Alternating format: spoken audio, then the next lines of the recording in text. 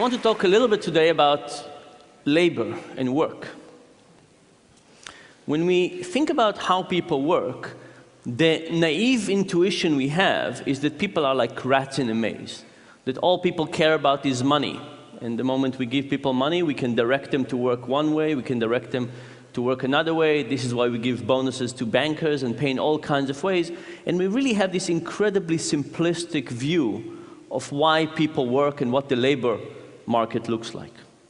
At the same time, if you think about it, there's all kinds of strange behaviors in the world around us. Think about something like mountaineering and mountain climbing. If you read books of people who climb mountains, difficult mountains, do you think that those books are full of moments of joy and happiness? No, they're full of misery. In fact, it's all about frostbites and difficulty to walk and difficulty of breathing, cold, challenging circumstances. And if people were just trying to be happy, the moment they would get to the top, they would say, this was a terrible mistake, I'll never do it again.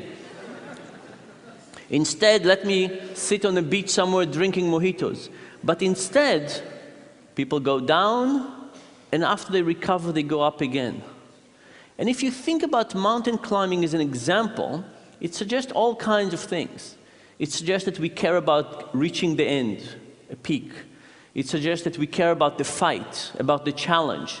It suggests that there's all kinds of other things that motivate us to work or behave in all kinds of ways. And for me personally, I started thinking about this after a student came to visit me. This was a student that was one of my students a few years earlier, and he came one day back to campus, and he told me the following story. He said that for more than 2 weeks, he was working on a PowerPoint presentation. He was working in a big bank, and this was in preparation for a merger and acquisition. And he was working very hard on this presentation. Graphs, tables, information. He stayed late at night every day. And the day before it was due, he sent his PowerPoint presentation to his boss, and his boss wrote him back and said, nice presentation, but the merger is canceled. And the guy was deeply depressed. Now, at the moment when he was working, he was actually quite happy. Every night he was enjoying his work, he was staying late, he was perfecting this PowerPoint presentation.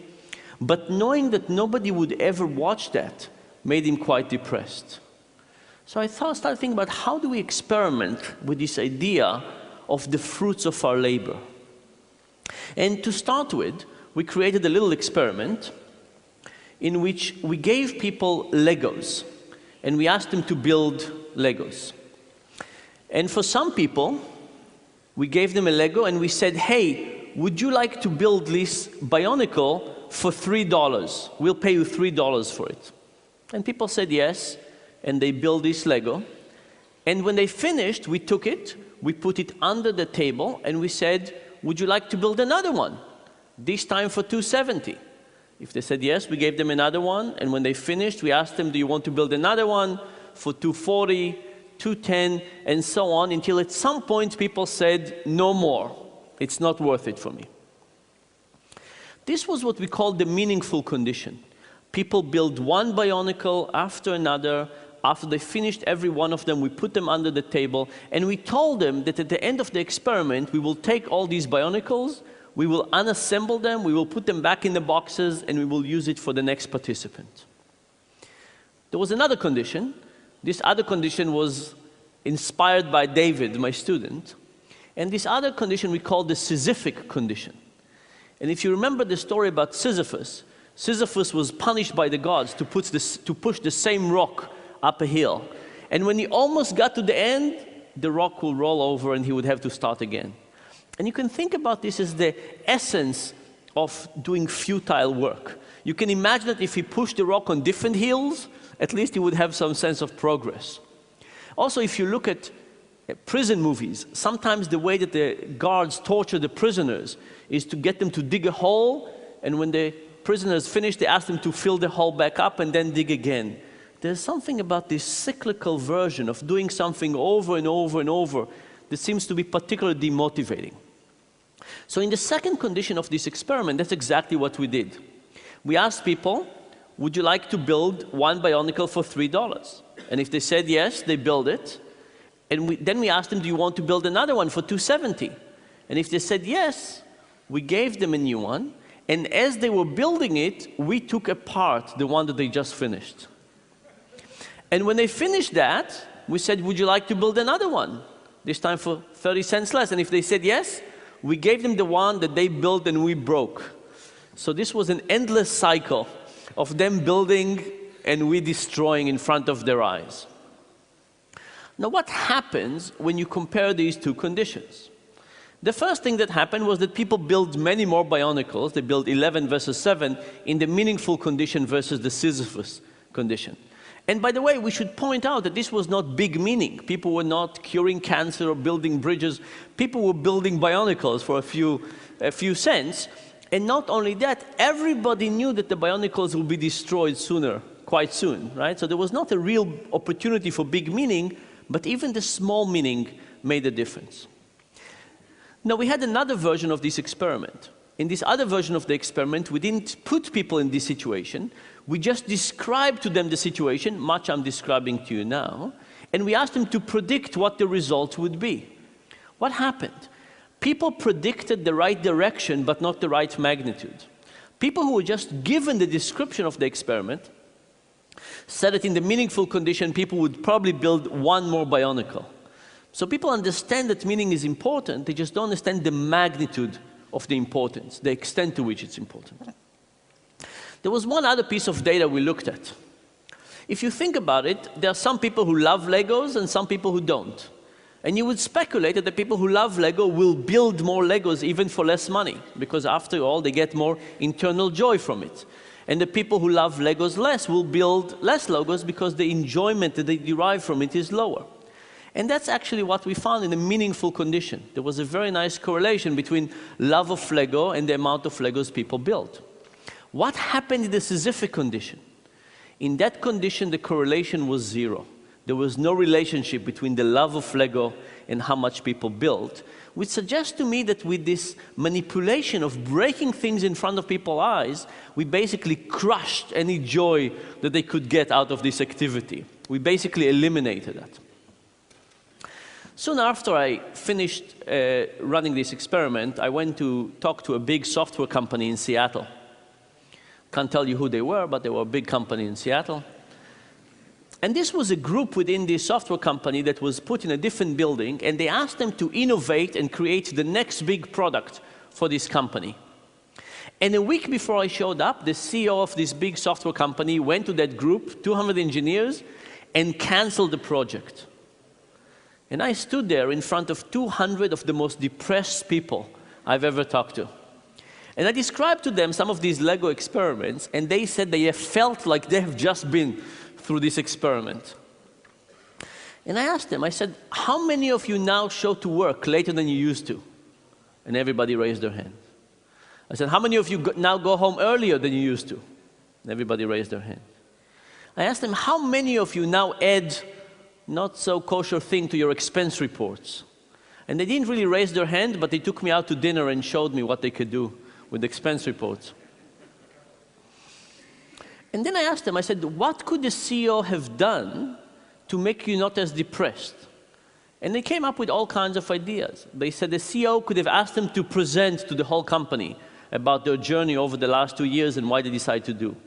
He could have asked them to think about which aspect of their technology could fit with other parts of the organization. He could have asked them to build some prototype, some next generation prototype, and see how they would work. But the thing is that any one of those would require some effort and motivation. And I think the CEO basically did not understand the importance of meaning. If the CEO, just like our participants, thought that the essence of meaning is unimportant, then he would care. And he would tell, well, the moment I directed you in this way, and now I'm starting directing you in this way, everything would be okay. But if you understood how important meaning is, then you would figure out that it's actually important to spend some time, energy, and effort in getting people to care more about what they're doing. The next experiment was slightly different. We took a sheet of paper with random letters, and we asked people to find pairs of letters that were identical next to each other. That was the task. And people did the first sheet, And then we ask them if they want to do the next sheet for a little bit less money, and the next sheet for a little bit less money, and so on and so forth. And we had 3 conditions. In the first condition, people wrote their name on the sheet, found all the pairs of letters, gave it to the experimenter. The experimenter would look at it, scan it from top to bottom, say, uh-huh, and put it on the pile next to them. In the second condition, people did not write their name on it. The experiment looked at it, took the sheet of paper, did not look at it, did not scan it, and simply put it on a pile of pages, right? So you take a piece, you just put it on the side. In the third condition, the experimenter got the sheet of paper and directly put it into a shredder. What happened in those 3 conditions?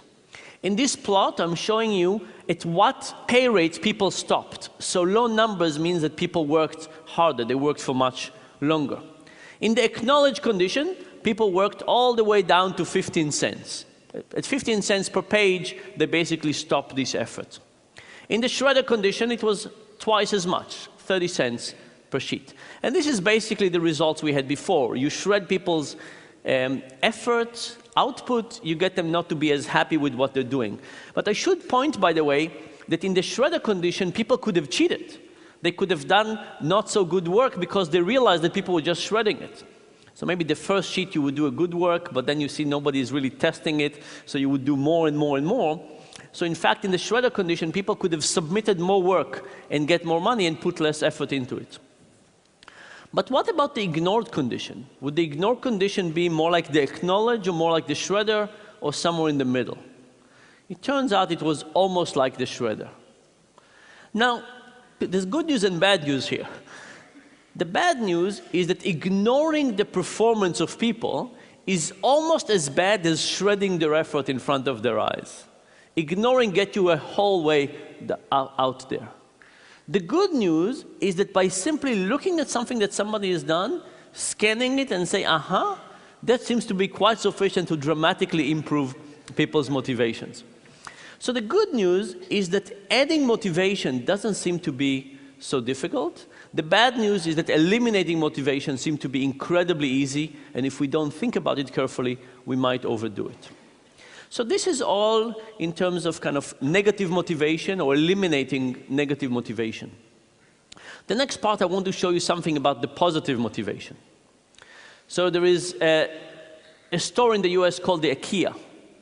And IKEA is a store with kind of okay furniture that takes a long time to assemble. And I don't know about you, but every time I assemble one of those, it takes me much longer, it's much more effortful, it's much more confusing, I put things in the wrong way. I can't say I enjoy those pieces, I can't say I enjoy the process, but when I finish it, I seem to like those IKEA pieces of furniture more than I like other ones. And there's an old story about cake mixers. So when they started cake mixers in the 40s, they would take this powder and they would put it in a box and they would ask housewives to basically pour it in, stir some water in it, mix it, put it in the oven, and voila, you had cake. But it turns out they were very unpopular. People did not want them. And they thought about all kinds of reasons for that. Maybe the taste was not good. No, the taste was great. What they figured out was that there was not enough effort involved. It was so easy that nobody could serve cake to their guest and say, here is my cake. No, it was somebody else's cake. It's as if you bought it in the store. It didn't really feel like your own. So what did they do? They took the eggs and the milk out of the powder.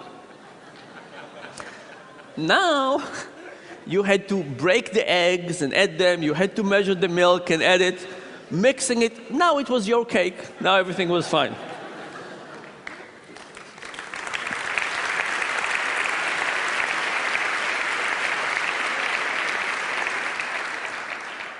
Now, I think a little bit like the IKEA effect, by getting people to work harder, they actually got them to love what they're doing to a higher degree. So how do we look at this question experimentally? We asked people to build some origami.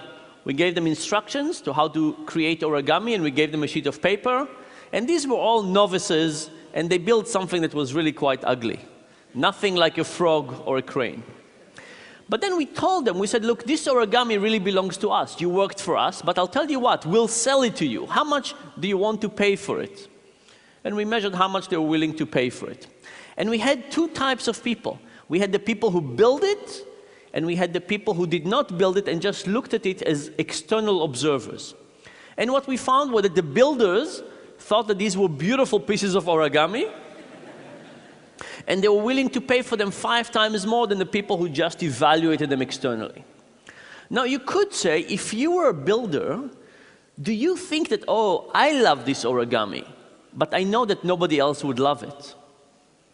Or do you think, I love this origami, and everybody else would love it as well?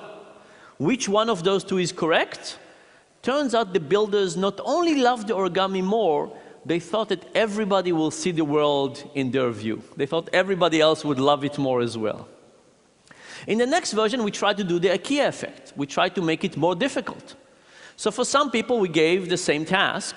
For some people, we made it harder by hiding the instructions. At the top of the sheet, we had little diagrams of how do you fold origami. For some people, we just eliminated that. So now this was tougher. What happened? Well, in an objective way, the origami now was uglier. It was more difficult. Now, when we looked at the easy origami, we saw the same thing. Builder loved it more, evaluators loved it less. When you looked at the hard instructions, the effect was larger. Why? Because now the builders loved it even more. They put all this extra effort into it, and evaluators, they loved it even less, because in reality it was even uglier than the first version. Of course, this tells you about something about how we evaluate things. Now think about kids. Imagine I asked you, how much would you sell your kids for? Right? Your memories and association and so on. Most people would say for a lot of money. On good days. But imagine this was slightly different. Imagine you did not have your kids, and one day you went to the park and you met some kids, and they were just like your kids, and you played with them for a few hours. And when you were about to leave, the parents said, hey, babe, by the way, just before you leave, if you're interested, they're for sale. How much would you pay for them now? Most people say not that much. No? And this is because our kids are so valuable, not just because of who they are, but because of us, because they're so connected to us, and because of the time and connection. And by the way, if you think that IKEA instructions are not good, think about the instructions that come with kids. Those are really tough. By the way, these are my kids, which of course are wonderful and so on, which comes to tell you one more thing, which is much like our builders, when they look at the creature of their creation, we don't see that other people don't see things our way. Let me say one last comment. If you think about Adam Smith versus Karl Marx, Adam Smith had a very important notion of efficiency. He gave an example of a pin factory. He said pins have 12 different steps. And if one person does all 12 steps, production is very low. But if you get one person to do step 1 and one person to do step 2 and step 3 and so on, production can increase tremendously. And indeed, this is a great example and the reason for the Industrial Revolution and the efficiency. Karl Marx, on the other hand, said that the alienation of labor is incredibly important, and how people think about the connection to what they're doing. And if you make all 12 steps, you care about the pin. But if you make one step every time, maybe you don't care as much. And I think that in the Industrial Revolution, Adam Smith was more correct than Karl Marx. But the reality that we've switched, and now we're in the knowledge economy. And you can ask yourself, what happens in the knowledge economy? Is efficiency still more important than meaning? I think the answer is no. I think that as we move to situations in which people have to decide on their own about how much effort, attention, caring, how connected they feel to it, are they thinking about labor on their way to work and in the shower and so on, all of a sudden, Mark has more things to say to us. So when we think about labor, we usually think about motivation and payment as the same thing. But the reality is that we should probably add all kinds of things to it, meaning, creation, challenges, ownership, identity, pride, etc. And the good news is that if we added all of those components and thought about them, how do we create our own meaning, pride, motivation, and how do we do it in our workplace and for the employees, I think we could get people to both be more productive and happier. And thank you very much.